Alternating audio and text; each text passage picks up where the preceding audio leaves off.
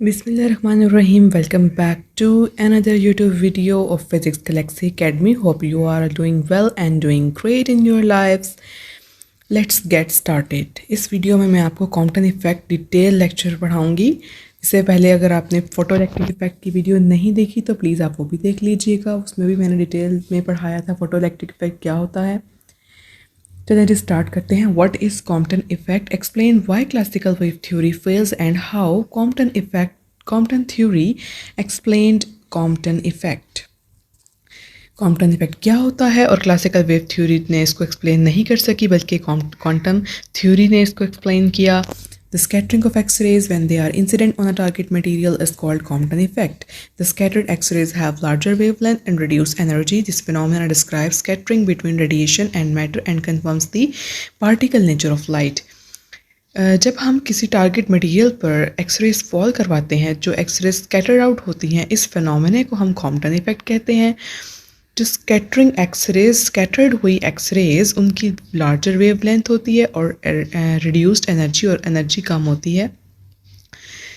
ये जो फिनोमेना है ये डिस्क्राइब करता है स्कैटरिंग को किसके दरमियान, बिटवीन रेडिएशन एंड मैटर, और ये कंफर्म करता है फिनोमेना कि लाइट की जो है वो पार्टिकल नेचर होती है। इससे पहले जो फोटो इलेक्ट्रिक इफेक्ट मैंने आपको पढ़ाया था उसमें हमने देखा था कि लाइट जो है वो डिस्क्रीट पैकेट्स ऑफ एनर्जी होती है।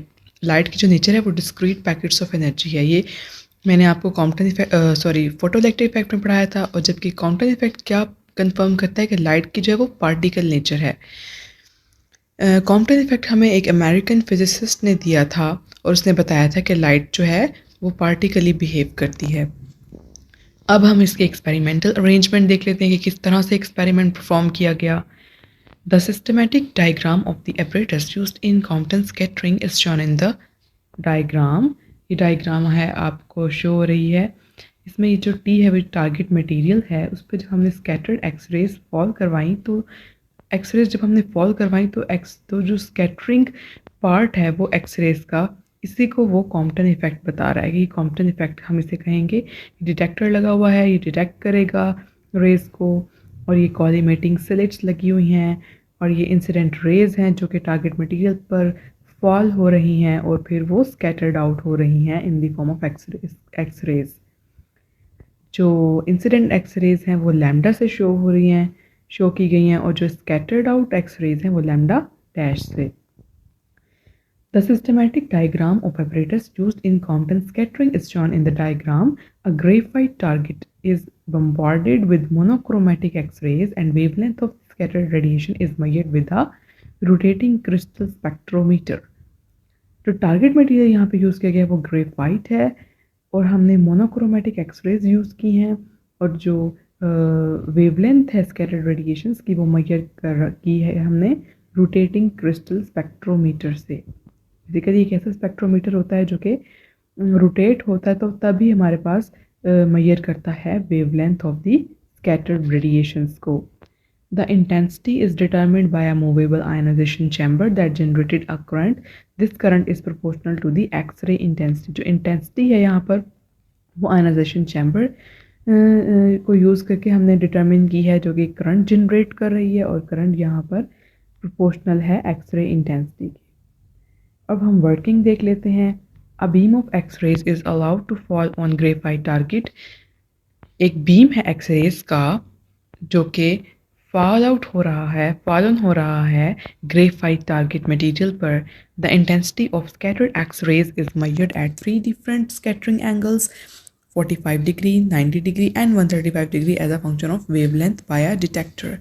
जो डिटेक्टर है वो मेजर कर रहा है at 3 different basic scattering angles से। उसने मेजर किया 45 एंगल से, 90 के एंगल पर और 135 के एंगल पर। Intensity of scattered X-rays measure की डिटेक्टर ने। ठीक है, ये वर्किंग हो गई इसकी। अब एक्सपेरिमेंटल रिजल्ट्स, हमें रिजल्ट्स क्या मिले इस एक्सपेरिमेंट को परफॉर्म करने के बाद। The plots between intensity and wavelength for the said 3 scattering angles and primary beam are shown in the figure. ये 4 प्लॉट्स की गई हैं इंटेंसिटी एंड वेवलेंथ के दरमियान at 3 different scattering angles and primary beam. अब आप फर्स्ट डायग्राम में देखें कि लैम्डा नॉट जो है वो at theta is equal to 0 degree, ये प्राइमरी बीम है, वेरी बेसिक बीम जो फर्स्ट जहाँ से रेज स्कैटर्ड हुई, फिर क्या हुआ इंटेंसिटी और वेवलेंथ के दरमियान अगर हम सेकंड ग्राफ देखें 90 एंगल पे, तो उसका ग्राफ जो है उसमें दो क्रस्ट और ऑफ ट्रफ बन रहे हैं, ठीक है।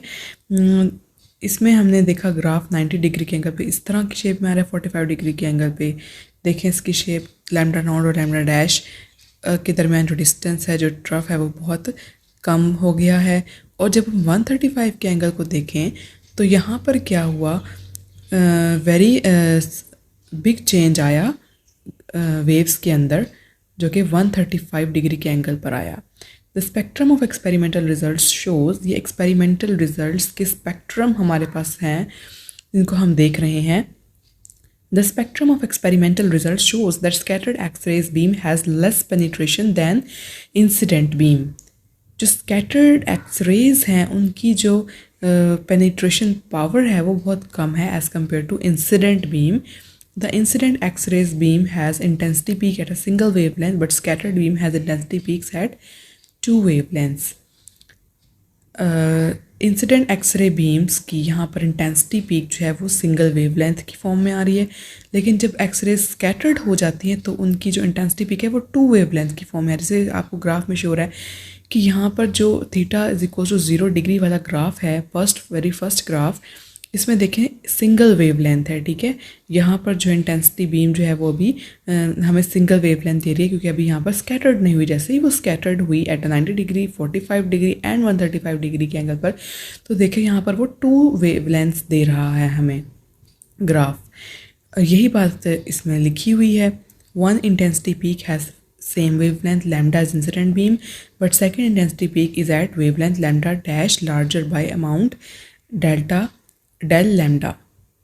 The shift in wavelength lambda del lambda is called Compton shift. The Compton shift is in wavelength varies with scattering angle theta.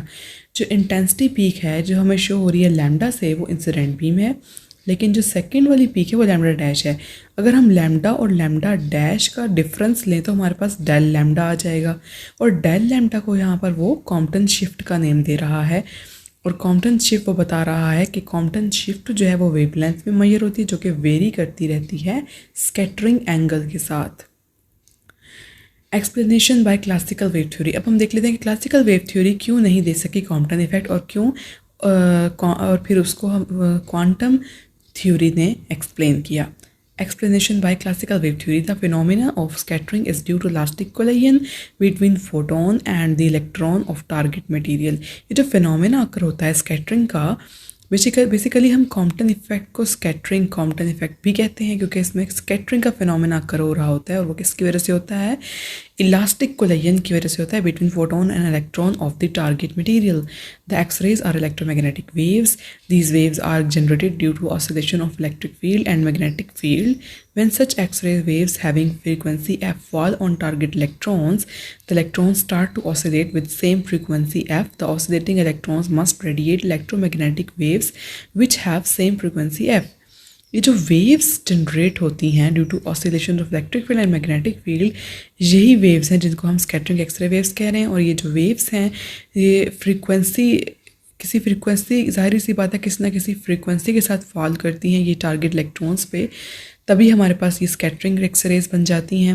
Electrons जो हैं वो स्टार्ट होना शुरू हो जाते हैं, ऑसिलेट होना शुरू हो जाते हैं विद द सेम फ्रीक्वेंसी, और जो ऑसिलेटिंग इलेक्ट्रॉन्स हैं वो ज़रूर कोई ना कोई वेव्स रेडिएट करते हैं जिन्हें हम इलेक्ट्रोमैग्नेटिक वेव्स का नेम देते हैं with the same frequency. It means that scattered beam of X-rays and incident beam of X-rays should have same frequency and same wavelength.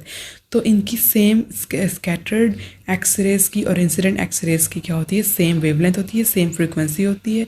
जो स्पेक्ट्रम बनता है कॉम्पटन इफेक्ट का, the spectrum of Compton effect shows that scattered beam has intensity peak at two wavelengths. जो spectrum हमें show होता है Compton effect का, वो क्या बताता है हमें कि जो स्कैटर्ड बीम है उनकी इंटेंसिटी जो है वो टू वेवलेंथ्स पर होती है। Therefore, classical wave theory fails to explain the experimental results of Compton effect. इसीलिए क्लासिकल वेव थ्योरी जो है वो फेल हो गई, वो एक्सप्लेन नहीं कर सकी एक्सपेरिमेंटल रिजल्ट्स कॉम्पटन इफेक्ट के।